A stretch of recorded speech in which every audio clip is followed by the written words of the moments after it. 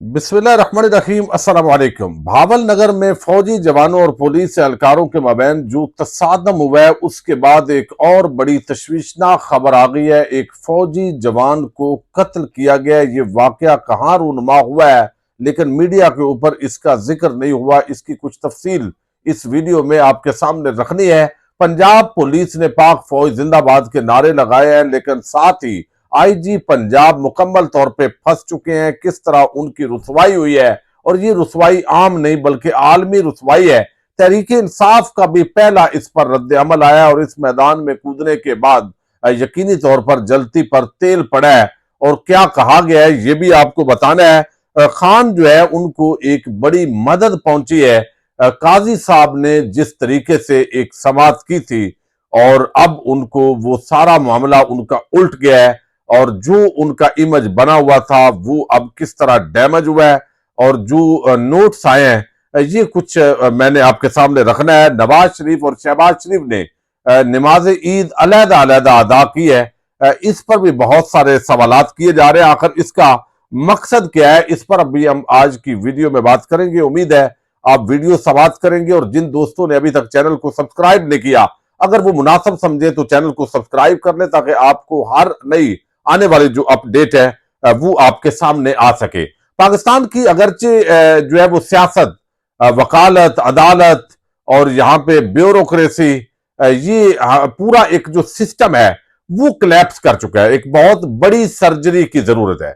एक पूरे सिस्टम को तब्दील करने की जरूरत है। आए रोज जो वाकयात होते हैं इस पर यकीनी तौर पर जो है वो बहुत सारे सवालात जन्म देते हैं।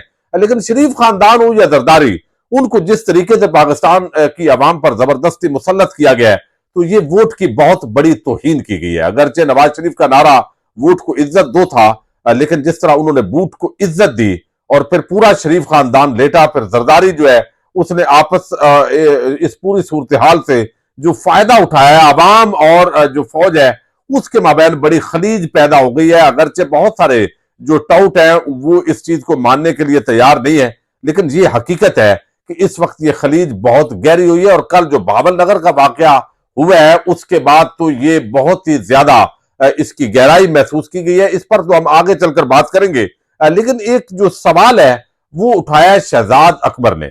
खबर उन्होंने ये दी है कि शरीफ भाइयों का एक मुल्क और एक ही शहर में मौजूद होने के बावजूद ईद इकट्ठे ना पढ़ना काफी मानाखेज है। साफ देखा जा सकता है कि शहबाज खानदान ने ईद मॉडल टाउन, जबकि नवाज फैमिली ने रायविंड में अदा की। माजी के बरक्स हुसैन नवाज भी पाकिस्तान में होने के बावजूद मंजर से गायब। दूसरी जानब राना सनाउल्लाह और जावेद लतीफ की शहबाज की हालत नाजक पर मुसलसल गोलाबारी भी मानीखेज है। खबरें यह भी है कि ईद के बाद वादे दूरी इख्तियार की जा सकती है। अच्छा, ये बात तो 2-3 दिन से की जा रही है, लेकिन अब इसका तरीका क्या होगा? यानी क्या इन दोनों भाइयों का कोई इख्तलाफ है कि हमने आइंदा पाकिस्तान अवाम जो अवाम है वो लूटना नहीं है, किक बैक्स कमीशन नहीं खाना, हम अब अच्छे अवाम की खिदमत के लिए इख्तदार करेंगे? या एक भाई करप्शन कर रहा है तो दूसरा जो है उसको करने वो कहता है आप नहीं कर सकते? तो आपस के अंदर इस तरह का इख्तलाफ नहीं है। फार्म 47 के तहत हुकूमत बनाने पर भी इतफाक है। तो इसका मतलब है कि करप्शन करने पर ये पूरे जो खानदान है ये मुत्तफिक है। और क्या इनका कोई ऐसा इख्तलाफ है जिसके जरिए मुस्तकबिल के अंदर जो है वो यकीनी तौर पर ये वाकई जैसे चौधरी खानदान दो हिस्सों में तकसीम हुआ है तो ये भी तकसीम होगा? कहने को तो कुछ नहीं कहा जा सकता, लेकिन ऐसी बात भी महसूस नहीं होती। असल में ये मुकम्मल तौर पर आले शरीफ फंस चुकी है। इख्तदार लेकर भी चूंकि करप्शन केसेस थे वो माफ करवाने थे, इसलिए डील करना इनकी मजबूरी थी। वरना एक तासर दिया गया कि इमरान खान 10 साल जो है वो रहेगा और उसके बाद जो है वो आपको कच्चा चबा जाएगा, ये इनको डराया गया। और इसके जरिए जो है वो इमरान खान की हुकूमत को तब्दील करके खाऊ कबाइल को पाकिस्तान पर मुसल्लत किया गया। अब यहां पर ये फंसे हुए थे। जब आप करप्शन केसेस होते हैं, आपने मनी लॉन्ड्रिंग की होती है, आपने कमीशन खाया होता है, बैरून मुल्क आपकी जायदादें होती है, तो आप फिर कंप्रोमाइज होते हैं। तो ये आला कार के तौर पर इस्तेमाल तो हुए, लेकिन अब जो अवाम ने इनको 8 फरवरी को रिजेक्ट किया है, इनको औकात बताइए कि भाई ये अब 90 की दहाई नहीं है, ये अब 2024 है। नई जनरेशन आ चुकी है। इमरान खान उनको एक लीडर मिला है, उसके पीछे वो मुतहद हुई है। अब आपकी वो कहानियां नहीं चलेंगी कि आप जो चलाते हैं। तो अब इनको लगा है कि यार ये तो बड़ी बेइज्जती हो गई है। अगर ऐसी सूरत हाल रही और इमरान खान आज नहीं, चलो 2 साल बाद जेल से बाहर आ जाएगा, साल बाद आ जाएगा, जब भी वो आ जाएगा हमें कच्चा चबा जाएगा। क्योंकि अवाम के अंदर हमारी इतनी नफरत है और आगे जो जिस तरीके से पिछले 2 सालों के अंदर मुआशी तौर पर मुल्क को कंगाल कर दिया गया है, तबाही और बर्बादी की दहाने पे पहुंचाया गया है, तो हर चीज बिजली, गैस, अशिया खुर्दो नोश वो महंगी हो रही है। प्रॉपर्टी की आप प्राइसेस देखें वो कम हो गई है जिन्होंने खरीदारी की थी। इसी तरह बिजनेस जो है वो डैमेज हो गए हैं। टैक्स कलेक्शन जो है उसके अंदर कमी आई है और एफबीआर ने पाबंदी लगा दी है कि भाई कोई अफसर भी बात नहीं करेगा। वो अपना टारगेट एफबीआर जो है वो पूरा नहीं कर सका। अब ये इस वक्त पतले हालात है। सिवाय इसके कि अवाम पर मजीद टैक्स का बोझ बढ़ाया जाए तो एक आम आदमी, गरीब आदमी तो पिस के रह गया ना। तो अब इस अवाम ने इनके खिलाफ और पुरअमन बगावत करनी है, जैसे वोट के जरिए 8 फरवरी के अंदर की है। तो उसके लिए जो है वो मुबैना तौर पर ये खेल खेला जा रहा है। करप्शन करने पर इत्तफाक है, अवाम से झूठ बोलने पर भी इत्तफाक है और लोगों को बेवकूफ बनाने पर इत्तफाक है। डीले करना और एस्टैब्लिशमेंट का टाउट बन के इख्तियार लेना और ये मामलात हैंडल करना, इसके ऊपर भी कोई इख्तलाफ नहीं है। शहबाज शरीफ मर्जी के साथ हुकूमत के अंदर नवाज शरीफ की मर्जी से आया है और इसी तरह मरियम नवाज को जो है वो डाका डालकर वजीर आला पंजाब बनाया गया है। तो अब जो मियां साहब है उन्होंने थोड़ा सा डिस्टेंस इख्तियार किया और शायद ये भी जो है वो एस्टैब्लिशमेंट की मर्जी के साथ हो रहा हो, यानी कि मैं तो नहीं चाहता था, मैं तो बड़ा मजबूर हो गया, मुझे एस्टैब्लिशमेंट के मैं खिलाफ हूं बड़ा। और ये ड्रामा जो है ये ड्रामा करने की कोशिश की जाएगी। जो ये डिस्टेंस बाजार जो है वो नजर आ रहा है। एक तो ये चीज बड़ी आम है। अच्छा, दूसरी जो खबर है वो आपने भावल नगर का जो वाकया देखा जिसके अंदर वीडियोज आ गए, सबूत आ गया कि भाई जो मार पिटाई हुई है जो पुलिस एहलकारों की। अब आप अंदाजा करें कि एक तरफ फौज है, एक तरफ पुलिस है। ये दोनों पाकिस्तान के इदारे हैं। ये हमारे भाई हैं, बेटे हैं, बुजुर्ग हैं जो इसके अंदर जॉब कर रहे हैं।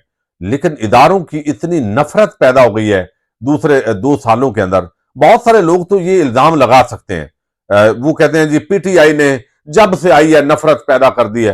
भाई पहले आप कौन सी मोहब्बत पैदा कर रहे थे? पहले भी आप वो 2 जमातें आपस में खेल रही थी। फर्क ये था कि उस वक्त जो टाउट साफी थे या उस वक्त अखबारात होती थी और उनको अच्छा माल पानी लगाया जा रहा था तो सारे खुश थे। अब भी जब हुकूमतें आती हैं, नून लीग और पीपल्स पार्टी की अरबों रुपए के इश्तिहारात देते हैं और जब हड्डी डाल दी जाती है तो फिर सारे उस पर जो है वो अपनी दुम हिलाते हैं। ये चीज है। इमरान खान आया, उसने वो जरा और माइंड का था तो वो काम नहीं चला। अब यहां पर जो है वो इस मामले के अंदर ये तो सच है, ये तो फैक्ट है, प्रूव हो गया है कि ये तसादम शदीद था और पंजाब पुलिस। लेकिन आप देखिए कि जो सोशल मीडिया पर रद्द अमल है ये तहरीक इंसाफ का सिर्फ रद्द अमल नहीं है, ये पाकिस्तान की जनरल पब्लिक की परसेप्शन है। अगर इसको कोई समझने वाला हो और उसके अंदर भूसा ना भरा हो और अकल हो तो आप देखिए कि वो कहते हैं फौज जो है, यानी फौज बासियत इदारा तो काबिल एहतराम है, लेकिन फौजी एस्टैब्लिशमेंट ने जिस तरह पाकिस्तान का रुख को मुतय्यन कर दिया है तो वो कहते हैं हमें कोई टेंशन ही नहीं है, इधर भी हो उधर भी हो, लड़े झगड़े जो मर्जी है करें। आपने अक्सर ये पोस्ट देखी होगी जो बड़ी अफसोसनाक है। ये अब इदारों को सोचना है। पंजाब पुलिस पिछले 2 सालों से पंजाब के लोगों पे हमला आवर है। सिंध भी ऐसे ही है, बलूचिस्तान और केपीके के अंदर भी, लेकिन खास तौर पर पंजाब पुलिस, आईजी पंजाब जो है वो डॉक्टर उस्मान के जेरे असर लोगों की चादर चार दीवारी का तकद्दस पामाल करना, जुल्म, बर्बरियत, चंगेजियत, फिरौनियत, वो सारी हदें उन्होंने फलांगी हैं। यही वजह है कि आज आप देखिए कि टिकटॉकरों की खदमात तो ले रहे हैं लेकिन पंजाब पुलिस की आवाम के अंदर साख खत्म हो गई है। लोगों ने खुशी सेलिब्रेट की है इस वाक़े पर। यह कितना अफसोसनाक पहलू है। लोग खुश हुए हैं, यानी इनकी पिटाई हुई है, इनको बताया गया है कि तुम वो लोगों जो आम पाकिस्तानियों के घरों पे उन्हीं के टैक्स के टुकड़ों पे पल के मराहत लेके तनख्वाहें लेके अल्ले तल्ले और उन्हीं के घरों पे धावे बोलते हो, तुम्हारे साथ ये होना चाहिए। अब ये कमेंट्स आ रहे हैं और दूसरी तरफ जो है फौज पर कुछ लोग तनकीद भी कर रहे हैं। जो फौजी, ये ज़ाहिर है मकामी, ये वाकया है मकामी और वहां जो तशद्दुद उन्होंने किया ये खिलाफ कानून है। अब ये माजरा तो है एक, लेकिन दूसरी तरफ एक खबर जो नहीं आई मीडिया के ऊपर ये सखर की खबर है। इम्तियाज चांडियो अमेरिका के अंदर है, एक सहाफी है और जरदारी जो माफिया है उस पर उनकी बड़ी गिरफ्त है और उनको खतरात भी हैं सिंध के अंदर। उन्होंने ये खबर दी है कि सखर में कल ईद के दिन एक फौजी जवान को कत्ल किया गया। यानी यहां पे कत्ल तो सैयद बरादरी है और वहां भी बड़े बड़े ठेकेदार है सिंध के अंदर, चूंकि सिंध के अंदर जो है ना कानून की हुक्मरानी तो वैसे ही पाकिस्तान में नहीं है, लेकिन एक ही जमात मुसलसल उसको ठेके पे सिंध दिया हुआ है और वो साजबाज एस्टेब्लिशमेंट के साथ करके हमेशा हुकूमत ले जाती है। तो अब सैयद बरादरी वैसे ये संदरार शहर है एक साथ सिंध के इलाका है, ये सखर के साथ जहर शाह और शहद शाह ये दो भाई हैं। ये इनका इतना होल्ड है वहां पे कि ना कोई इनके बगैर जमीन खरीद सकता है, ना कोई घर खरीद सकता है, ना कोई इस तरह बेच सकता है। ये उसके अंदर जहर है अपना लेते हैं। 3 साल एक हिंदू बच्ची उनकी अगवा का भी इन पर इल्जाम है। हैदर शाह इनका एक करीबी रिश्तेदार है, जमीन वहां पे खरीदी है जाफरी बरादरी जो है उसने, और वो जमीन जब खरीदी है तो इनको जाहिर है उसका कोई मुआवजा नहीं मिला होगा जो ऊपर से जग्गा या भत्ता होता है। तो बताया मुबैना तौर पर वो हमला आवर हुए हैं, 2 नौजवान कत्ल हुए हैं, इज्तिमाई तौर पे तो 4 इसके अंदर वो कहते हैं मर्डर हो चुके हैं। उनमें एक फौजी हादर सरबत फौजी जवान जो है वो ईद की छुट्टियों पर घर आया हुआ था और उसको जो गोली लगी है वो बड़ी वो बताते हैं कि इस जगह पे लगी है कि चेहरा वो जो है सामने लाना भी मुश्किल है।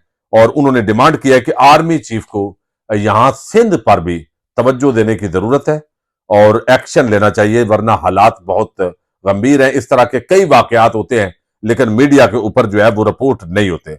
दूसरी तरफ बहावल नगर का जो माजरा है उसके अंदर जो है वो तहरीक इंसाफ ने जो रद्द अमल दिया है वो बड़ा हैरान कुन है। 9 मई फॉल्स फ्लैग ऑपरेशन के किरदारों का आपस में टकराव, यानी दोनों को उन्होंने कहा है कि आपस में दोनों ही ये 9 मई के किरदार है, आपस में टकराव हुआ है। पाकिस्तान में मौजूदा लाकानूनियत को मजीद अय्या करता है। जिसकी लाठी उसकी भैंस के जिस कानून पर 25 मई 2022 से अमल दरामद शुरू हुआ वो आज अजदहा बनकर अपने ही बच्चों को खा रहा है। लाकानूनियत का यह स्याह राज तहरीक इंसाफ को तोड़ने के लिए रचाया गया, लेकिन अब यह रियासत के वजूद के अंदर से चाट रहा है। अवाम की चादर और चार दीवारी की पामाली और इन पर तशद्दुद का हथियार रियासती इदारों ने बेरहमी से तहरीक इंसाफ के खिलाफ इस्तेमाल किया, लेकिन आज खुद इसका निशाना बन गई।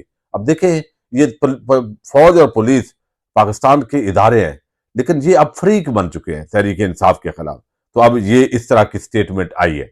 रियासती इदारे गुज़श्ता 11 माह से तहरीक इंसाफ पर रियासती अमलाक पर हमला करने का झूठा बयानिया बना रहे थे, लेकिन आज खुद दिन दिहाड़े इन्होंने यही काम सर अंजाम दिया है।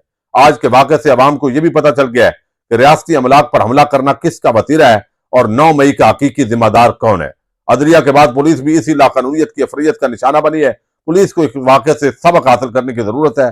खुफिया एजेंसियों के इमा पर अवाम की चादर चार दीवारी और उनके बुनियादी दस्तूरी हकूक की पामाली दुरुस्त नहीं है। पंजाब और महकमा पुलिस के जिम्मेदारान ने पंजाब पुलिस को लावारस छोड़ा, वो पूरे महकमे की आंखें खोलने के लिए काफी है। यानी कम्युनिटी नोट भी आया है, ये जो सुलहनामा दिया गया है पंजाब पुलिस की तरफ से, तो कहा गया भाई वीडियो से इतनी आ गई है तो आलमी रुसवाई भी हुई है कि भाई इतने कुछ हो गया है तो आप नंगा झूठ क्यों बोल रहे हैं। तसादम हुआ है, वीडियोज एविडेंसेज हैं, ये सारा कुछ हो चुका है, तो अब ये क्यों कर रहे हैं। दूसरी तरफ जो कादी साहब है वो आपको इल्म है उनकी तहरीक इंसाफ के हवाले से बड़ी वाज़ेह राय है और उसका इजहार उन्होंने बल्ला छीन कर और फिर इलेक्शन में डिलेइंग टैक्टिक्स यूज करके फिर जरदारी शरीफ माफिया का साथ देकर ताकतवर हल्कों के साथ देकर एक सारा उन्होंने वो किया है। लेकिन जो तहरीरी हुक्मनामा जारी हुआ है 12 पैराग्राफ है जिनके अंदर जस्टिस अतर मिनल्ला साहब ने इत्तफाक नहीं किया, अदम इत्तफाक किया है। और ये मैंने रात की वीडियो के अंदर भी बताया था आपको कि अतर मिनल्ला ने कहा कि वजीर आजम को तलब किया जा सकता है या नहीं। इस सवाल पर फुल कोर्ट ने अभी गौर करना है। हुकूमत के कमीशन बनाने से अदलिया की आजादी मुतासर होती है या नहीं, अभी ये तय होना है। जो सवाल अदालत के सामने है उन पर भी राय देना मुनासिब नहीं। हाई कोर्ट जजेस का खत दिखाता है कि वो हर मुतलका फोरम पर मामला उठाते रहे, मामले की संजीदगी के बावजूद इदारे ने रिस्पांस नहीं दिया। यानी चीफ जस्टिस जो इस्लामाबाद हाईकोर्ट है आमर फारूक, उनकी उन्होंने वो बात की है। उन्होंने कहा कि सियासी असरात रखने वाले केसेस में मुदाखलत को झुटलाया नहीं जा सकता। जुल्फकार अली भुट्टो रेफरेंस में अदालत खुद ये मान चुकी है। मुदाखलत किस हद तक है ये देखने के लिए असगर खान केस काफी है। फिर उन्होंने साथ ही आगे जो है वो मुख्तलिफ चीजों का हवाला दिया है और उन्होंने बताया कि ये साबित करना कि मुदाखलत नहीं की, ये इन जजों का काम नहीं है। ये जो इजाफी नोट के अंदर जो या अफरीदी वगैरह पतली गली से निकल जाते हैं, वो कहते हैं उनका नहीं काम।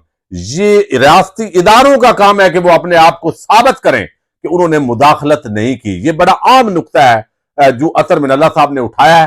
तो काजी साहब ने जो पूरा एक लार्जर बेंच बना के जो मामला किया था, इस इजाफी और इख्तलाफी जो नोट है, इसने वो सारा खेल एक मरतबा बिगाड़ दिया। और इमरान खान और तहरीक इंसाफ की ये बड़ी फतह है कि उनका जो बयानिया है, जो उनका नुक्ता नजर है, इस पूरे मामले से उनको तकवीयत पहुंचती है। पाकिस्तान जिंदाबाद, पाक फौज पाइंदाबाद।